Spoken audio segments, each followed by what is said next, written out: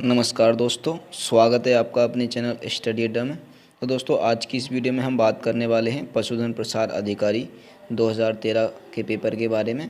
तो आप लोगों ने हमें बहुत सारे कमेंट किए थे, तो आप लोगों के कमेंट को देखते हुए हमें लग रहा है कि हमारी ये जो वीडियो हैं आप लोगों को बहुत ज़्यादा पसंद आ रही हैं। तो फ्रेंड, इसी तरह की वीडियो पाने के लिए आप हमारे चैनल स्टडी अड्डा को सब्सक्राइब कर सकते हैं और पास में जो बेल आइकन है उसको ज़रूर दबा दें। उससे होगा ये, जैसे ही मैं कोई भी वीडियो अपलोड करूँगा उसका नोटिफिकेशन आपको सबसे पहले प्राप्त होगा। तो फ्रेंड, अगर आप लोग पशुधन प्रसार अधिकारी, वन दरोगा, एग्रीकल्चर, हॉर्टिकल्चर, एनिमल हस्बेंड्री या बायोलॉजी से रिलेटेड किसी भी एग्ज़ाम की तैयारी कर रहे हैं तो ये वीडियो आप लोगों के लिए बहुत ही ज़्यादा महत्वपूर्ण होने वाली है। तो फ्रेंड, ध्यान से इस वीडियो को पूरा देखिएगा। हाँ, ये वीडियो थोड़ी लंबी ज़रूर हो सकती है पर बहुत ज़्यादा इम्पोर्टेंट है आप लोगों के लिए।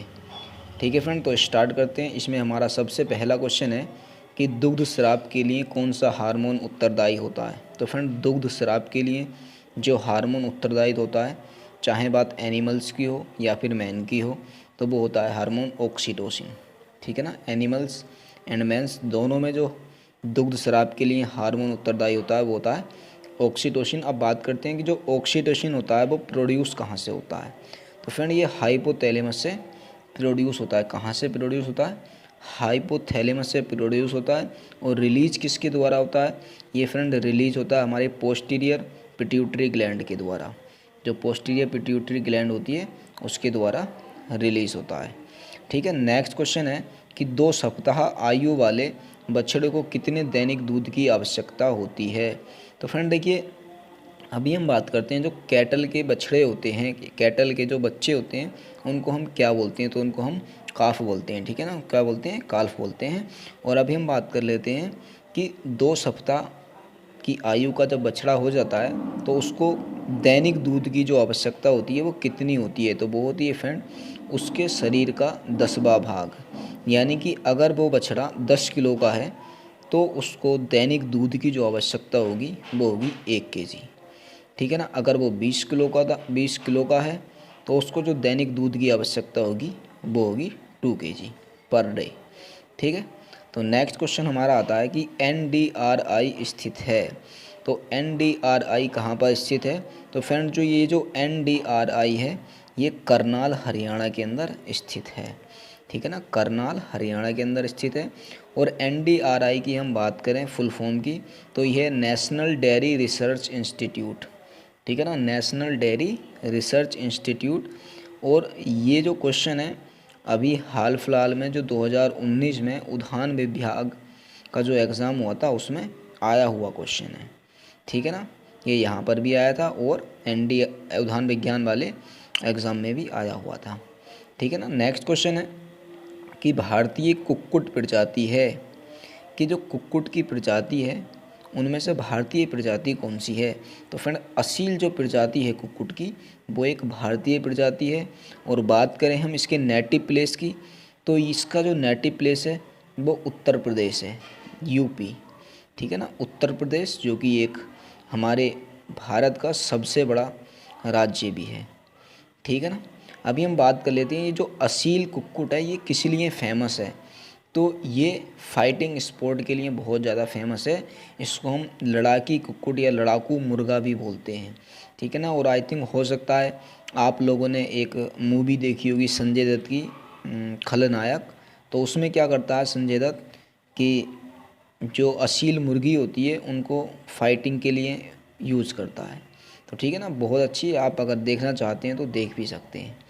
ठीक है ना, तो नेक्स्ट क्वेश्चन आता है हमारा कि गाय में दुग्ध ज्वर किस तत्व की कमी के कारण होता है। दुग्ध ज्वर यानी कि मिल्क फीवर। जो मिल्क फीवर होता है गाय में वो किसकी कमी के कारण होता है। अभी देखिए, जो गाय में मिल्क फीवर होता है वो कैल्शियम की कमी से होता है। किसकी कमी से होता है? कैल्शियम की कमी से होता है।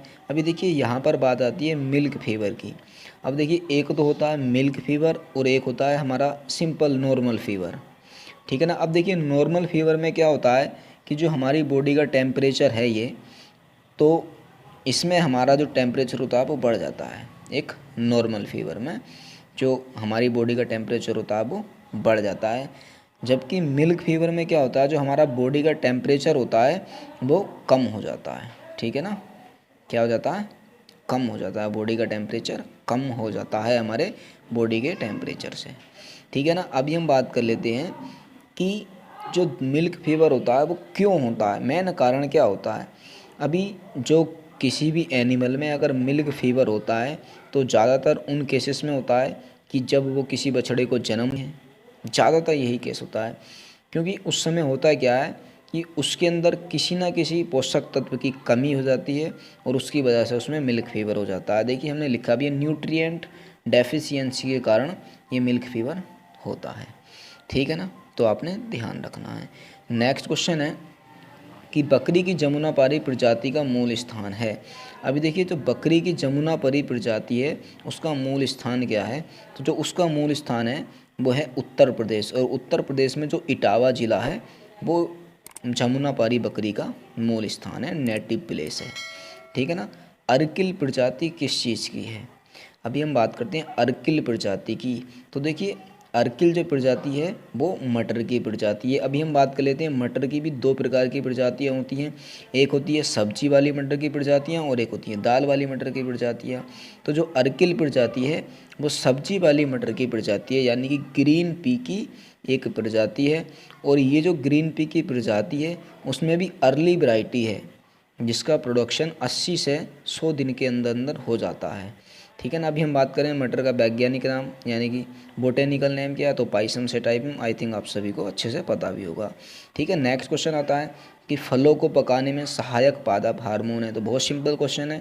तो फलों को पकाने में जो सहायक पादप हार्मोन होता है वो होता है इथाइलिन। ठीक है। विटामिन ए सर्वाधिक पाया जाता है, तो विटामिन ए सर्वाधिक किस में पाया जाता है, बहुत सिंपल है, गाजर में पाया जाता है। ठीक है। 10 क्वेश्चन है कि फूल गोभी में बीप टेल का कारण है। जो फूल गोभी में यानी कि कॉलीफ्लावर में बीप टेल हो जाता है तो उसका मेन कारण क्या होता है फ्रेंड, उसका कारण होता है मोलिब्डेनम। यानी कि जब कॉलीफ्लावर में मोलिब्डेनम की कमी हो जाती है तो उसमें बीपटेल नामक रोग हो जाता है। अभी देखिए एक टर्म और आता है बटनिंग ऑफ कॉलीफ्लावर, यानी कि कॉलीफ्लावर में बटनिंग हो जाती है, उसका कारण क्या होता है। तो जब कॉलीफ्लावर में नाइट्रोजन की कमी हो जाती है तो उसको हम बोलते हैं बटनिंग ऑफ कॉलीफ्लावर, यानी कि कॉलीफ्लावर में बटनिंग का रोग हो जाता है। ठीक है ना। नेक्स्ट क्वेश्चन है मिर्च में तीखेपन का कारण है। तो मिर्च में जो तीखापन होता है तो उसका मेन कारण क्या होता है, उसका मेन कारण होता है कैप्सेसिन, यानी कि कैप्सेसिन के कारण मिर्च में तीखापन हो जाता है। ठीक है। नेक्स्ट क्वेश्चन है पनामा गिलानी रोग संबंधित है। तो जो पनामा गिलानी रोग है वो किस में होता है, तो फ्रेंड वो होता है केले में। और किसकी वजह से होता है, ये होता है फ्यूसेरम ऑक्सीपोरियम। ठीक है ना, फ्यूसेरियम ऑक्सीपोरियम के कारण केले में पनामा गिलानी रोग हो जाता है। ठीक है। नेक्स्ट क्वेश्चन है अम्लीय मृदाओं के सुधार में प्रयुक्त होता है। तो जो अम्लीय मृदा होती हैं जब उनको सुधारा जाता है तो उसमें हम चूने का प्रयोग करते हैं। किसका प्रयोग करते हैं, चूने का प्रयोग करते हैं। ठीक है ना। अभी अब यहाँ पर क्वेश्चन आता है कि क्षारीय मृदाओं के सुधार में, तो फ्रेंड क्षारीय मृदाओं के सुधार में हम जिप्सम का प्रयोग करते हैं। तो यहाँ से कुछ भी बन सकता है, आपने ध्यान रखना है। ठीक है ना। देखिए साथ साथ में मैं आपको थोड़ा थोड़ा क्वेश्चन से रिलेटेड एक्स्ट्रा फैक्ट बताते जा रहा हूँ। इससे होगा ये कि देखिए जो भी एग्ज़ाम में क्वेश्चन आते हैं वो इसी तरह के बनते हैं।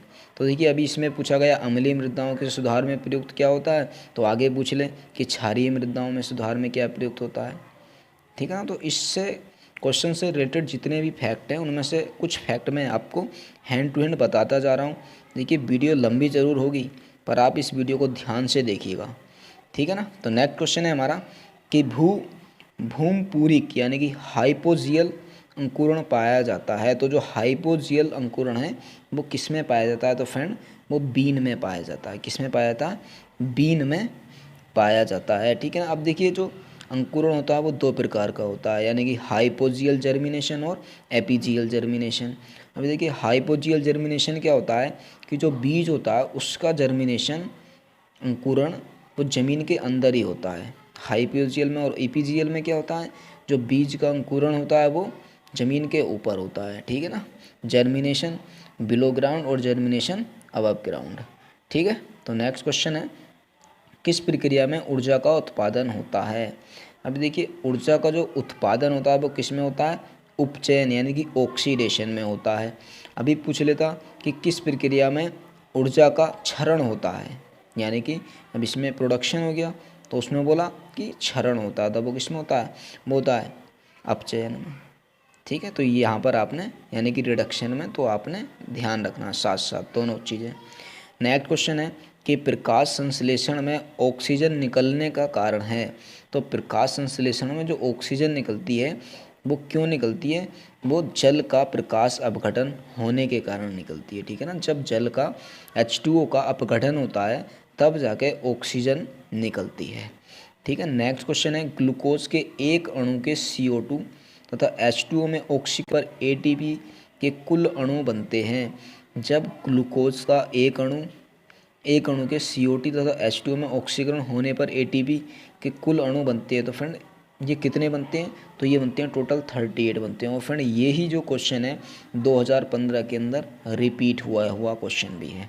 ठीक है, तो नेक्स्ट क्वेश्चन है बर्मी कंपोस्ट तैयार की जाती है। तो फ्रेंड जो बर्मी कंपोस्ट होती है वो किसकी सहायता से तैयार की जाती है, वो तैयार की जाती है केंचुओं की सहायता से।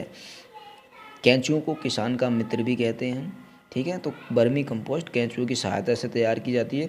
अभी हम बात कर लेते हैं जो बर्मी कंपोस्ट होती है उसमें नाइट्रोजन की मात्रा कितनी होती है। तो फ्रेंड उसमें नाइट्रोजन की मात्रा 3% होती है, फास्फोरस की मात्रा 1% होती है और पोटेशियम की मात्रा 1.5% होती है। तो इसमें से कुछ भी पूछ सकता है कि बर्मी कंपोस्ट में नाइट्रोजन की मात्रा कितनी होती है, तो आपने ध्यान रखना 3%। और कुछ भी पूछ सकता है, ये आपने सारी की सारी चीज़ें ध्यान रखनी है।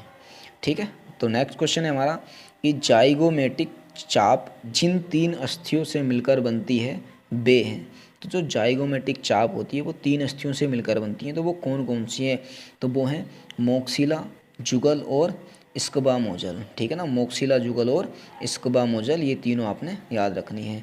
नेक्स्ट क्वेश्चन है कि नर में वृषण कोश में ही पाए जाते हैं क्यों, यानी कि जो नर में वृषण होते हैं सिर्फ वृषण कोश में ही पाए जाते हैं, क्यों पाए जाते हैं। तो देखिए यहाँ इसलिए पाए जाती हैं कि ये देखिए हमने लिखा है यहाँ वह तापमान मिलता है जो शारीरिक तापमान से थोड़ा कम होता है और शुक्राणु बनने के लिए आवश्यक होता है, इसलिए जो वृषण होते हैं हमेशा वृषण कोश में ही पाए जाते हैं। अभी देखिए जो वृषण कोश होता है वहाँ पर जो टेम्परेचर होता है हमारे बॉडी के टेम्परेचर से कुछ कम होता है, और जो हमारे बॉडी में जो वृषण कोश में जो स्पर्म बनते हैं तो उनके लिए वो टेम्परेचर बहुत अच्छा होता है, इसलिए हमेशा वृषण कोश में ही पाए जाते हैं।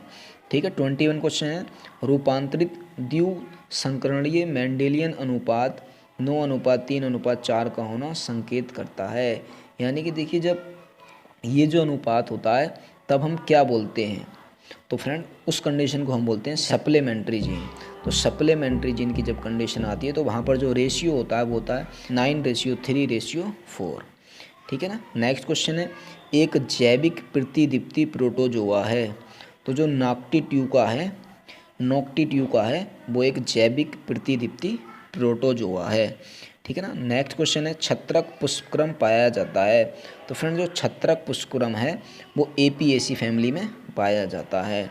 ठीक है। कपास का कुल यानी कि फैमिली है, तो जो कपास की फैमिली है वो कौन सी है, वो है मालवेसी। तो मालवेसी जो है वो कपास की फैमिली है। ठीक है। तो नेक्स्ट क्वेश्चन है कि मुर्गी के अंडे की ऊष्मायन अवधि यानी कि इंक्यूबेशन पीरियड होता है।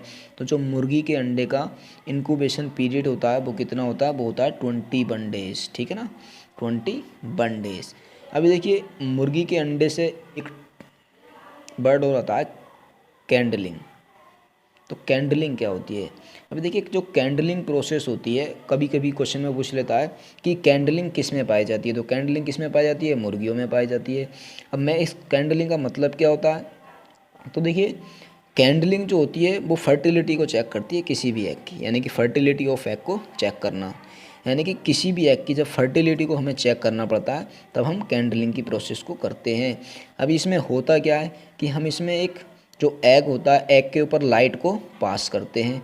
अगर लाइट पास हो जाती है तब एग की जो फर्टिलिटी होती है वो कम होती है, यानी कि वो उस समय उसमें जो बेबी है यानी कि बच्चा है वो नहीं बन सकता। अगर उसमें लाइट पास नहीं होती है तो वो एक अच्छी तरह से फर्टाइल है, उसमें बच्चा एक बहुत अच्छे से बन सकता है। ठीक है ना। तो नेक्स्ट क्वेश्चन है हमारा, पित्ताशय नहीं होता है। तो देखिए पित्ताशय जो होता है वो किस में नहीं पाया जाता है, वो घोड़े में पित्ताशय नहीं पाया जाता है। नेक्स्ट क्वेश्चन है, गाय में कृत्रिम गर्भाधान का समय है। तो फ्रेंड गाय में जो कृत्रिम गर्भाधान का समय होता है वो होता है 12 से 18 घंटे। ठीक है ना, 12 से 18 घंटे के अंतराल में जब हम गाय का गर्भाधान करते हैं तो वो एक उपयुक्त होता है। ठीक है ना। तो नेक्स्ट क्वेश्चन है हमारा कि सीमन स्टोर करने के लिए कौन सी गैस ली जाती है। तो देखिए फ्रेंड, सीमन स्टोर करने के लिए जो हम गैस का प्रयोग करते हैं वो करते हैं लिक्विड नाइट्रोजन का। ठीक है ना। और लिक्विड नाइट्रोजन का भी जो हम प्रयोग करते हैं उस समय जो टेम्परेचर होता है वो होता है -196 डिग्री सेल्सियस। तो -196 डिग्री सेल्सियस पर लिक्विड नाइट्रोजन की गैस की सहायता से हम सीमन को स्टोर करते हैं। ठीक है ना। नेक्स्ट क्वेश्चन है, दुग्ध दुहने की उत्तम विधि है। तो जो दुग्ध दुहने की उत्तम विधि होती है, सबसे बेस्ट विधि होती है, वो होती है पूर्ण हस्त विधि यानी कि फुल हैंड मेथड। तो जो फुल हैंड मेथड होती है वो दुग्ध दुहने की सबसे उत्तम विधि होती है। ठीक है। नेक्स्ट क्वेश्चन है कि फ्रेश मिल्क का पीएच होता है। फ्रेश मिल्क, देखिए अभी हम बात करते हैं फ्रेश मिल्क होता क्या है। तो फ्रेश मिल्क वो होता है कि जैसे जब कोई गाय या भैंस ब्याती है तुरंत, तो उस समय तो पहली बार उसका दूध निकाला जाता है, तो उसका जो पीएच होता है वो कितना होता है, उसको हम फ्रेश मिल्क बोलते हैं। तो फ्रेंड वो होता है 6.5 से लेकर 6.7 तक। ठीक है ना। अभी नेक्स्ट क्वेश्चन है, 8 से 20 सप्ताह के मध्य की मुर्गी को कहते हैं। तो 8 से जो 20 सप्ताह के मध्य की मुर्गी होती है उसको हम पठोर कहते हैं। ठीक है। तो नेक्स्ट क्वेश्चन आता है, लेयर किसे कहते हैं। अभी देखिए 8 से 20 सप्ताह के मध्य की मुर्गी को तो हम पठोर कहते हैं, तो लेयर किसे कहते हैं। तो लेयर कहते हैं फ्रेंड कि देखिए जब हम मुर्गियों का जो पालन करते हैं एग प्रोडक्शन के लिए करते हैं तब उसको हम लेयर बोलते हैं। और बॉयलर किसे कहते हैं, तो जब हम मुर्गियों का पालन मांस हेतु करते हैं तब उसको हम ब्रॉयलर बोलते हैं। ठीक है ना। तो ये टर्म आपने ध्यान रखनी है, लेयर और बॉयलर क्या होते हैं। ठीक है ना। नेक्स्ट क्वेश्चन है, पहचान बनाने के लिए कण कृंतन विधि किसमें प्रचलित है। तो पहचान बनाने के लिए हम क्या करते हैं, सुअरों के थोड़े थोड़े कान को काट दिया जाता है जिससे उनकी पहचान पड़ जाती है, तो ये इसमें प्रचलित होती है। अभी देखिए गाय भैंस में क्या करते हैं, हम टैग विधि का उपयोग कर लेते हैं। ठीक है ना। तो यहाँ से आपने कन्फ्यूज़ नहीं होना है। ठीक है। नेक्स्ट क्वेश्चन है, द्यूकाजी नस्ल की गाय है। तो जो द्यूकाजी नस्ल की गाय है वो कौन सी है। तो फ्रेंड द्यूकाजी नस्ल की गाय है हरियाणा गाय। ठीक है ना, हरियाणा गाय। नेटिव प्लेस कौन सा है इसका, हिसार हर नेटिव प्लेस है। अभी हम बात करते हैं इसका एक स्पेशल कैरेक्टर क्या होता है, इसके जो सींग होते हैं वो छोटे होते हैं यानी कि शॉर्ट हॉर्न होते हैं। ठीक है ना, सींग होते हैं छोटे होते हैं। अभी देखिए कुछ और भी गाय ऐसी हैं जो द्यूकाजी नस्ल की हैं, जैसे कि राठी हो गया, थार पारकर हो गया, ये भी क्या है, दोनों एक द्यूकाजी नस्ल की गाय हैं। ठीक है। तो नेक्स्ट क्वेश्चन आता है, गाय के दूध में पीलेपन का कारण है। तो जो गाय का दूध होता है पीला होता है, आपको पता है, तो वो किस कारण से होता है। तो फ्रेंड उसका जो कारण होता है वो होता है कैरोटीन। कैरोटीन के कारण गाय का दूध पीला होता है। अभी हम बात करते हैं भाई सफ़ेद किसकी वजह से होता है, यानी कि जो दूध का वाइट कलर होता है वो किसकी वजह से होता है फ्रेंड, वो होता है कैसिन की वजह से। तो ये एक एक्स्ट्रा क्वेश्चन आपसे पूछा जा सकता है। अभी हम बात कर लेते हैं कि जो दूध में शुगर पाई जाती है वो कौन सी होती है, वो होती है लैक्टोस। कौन सी होती है, लैक्टोस शुगर पाई जाती है। ठीक है। तो नेक्स्ट क्वेश्चन है, नर बछड़ों में रक्त रहित बधियाकरण की उम्र है। तो नर बछड़ों में जब हम रक्त रहित बधियाकरण करते हैं तो उस समय जो उनकी उम्र होती है वो होती है 4 to 6 मंथ। ठीक है ना, 4 से 6 माह। ठीक। नेक्स्ट क्वेश्चन आता है कि संकर यानी कि हाइब्रिड गाय कौन सी है। तो फ्रेंड जो कर्ण स्विस है वो एक हाइब्रिड गाय है, और ये किस किसके क्रॉस से बनाई गई है। तो फ्रेंड जब साहीवाल और ब्राउन स्विस का हमने क्रॉस कराया था तब कर्ण स्विस गाय बनी थी। अभी हम बात कर लेते हैं कि इनका नेटिव प्लेस क्या है। देखिए बहुत इंपॉर्टेंट क्वेश्चन है कि साहीवाल का नेटिव प्लेस क्या है। तो फ्रेंड साहीवाल का जो नेटिव प्लेस है वो है मोंटगोमरी, जो कि पाकिस्तान के अंदर है, और ब्राउन स्विस का जो नेटिव प्लेस है वो है स्विट्ज़रलैंड। ठीक। तो नेक्स्ट क्वेश्चन आता है कि कौन सा हरा चारा गाय के लिए अधिकतम दूध प्राप्त करने के लिए उत्तम होगा। तो जो बरसीम होता है वो गाय के दूध प्राप्त करने के लिए सबसे उत्तम माना जाता है। ठीक है। नेक्स्ट क्वेश्चन है कि इलेक्ट्रॉन का आहरण यानी कि लॉस ऑफ इलेक्ट्रॉन कहलाता है। तो फ्रेंड जब इलेक्ट्रॉन का लॉस होता है तब उसको हम ऑक्सीडेशन कहते हैं। अभी देखिए gain of oxygen loss of electron is called oxidation. तो ये आपने ध्यान रखना है। ठीक है। तो नेक्स्ट क्वेश्चन आता है कि जब मृदा में कार्बनिक पदार्थ डाला जाता है तब डैश डैश घट जाता है। यानी कि जब मृदा में कोई भी कार्बनिक पदार्थ डाला जाता है तब मृदा का स्थूल घनत्व यानी कि बल्क डेंसिटी कम हो जाती है, घट जाती है। ठीक है। तो नेक्स्ट क्वेश्चन है कि 45 kg potassium oxide per hectare की पूर्ति हेतु म्यूरेट ऑफ पोटाश यानी कि MOP की आवश्यक मात्रा है।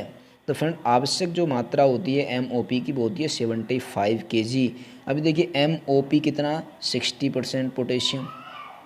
ठीक है। तो हम यहाँ से पोटाश निकालेंगे तो 100 × 45 160 यानी कि 60% था। तो हम इसको 60% को हम इस तरीके से लिख सकते हैं। ठीक है ना।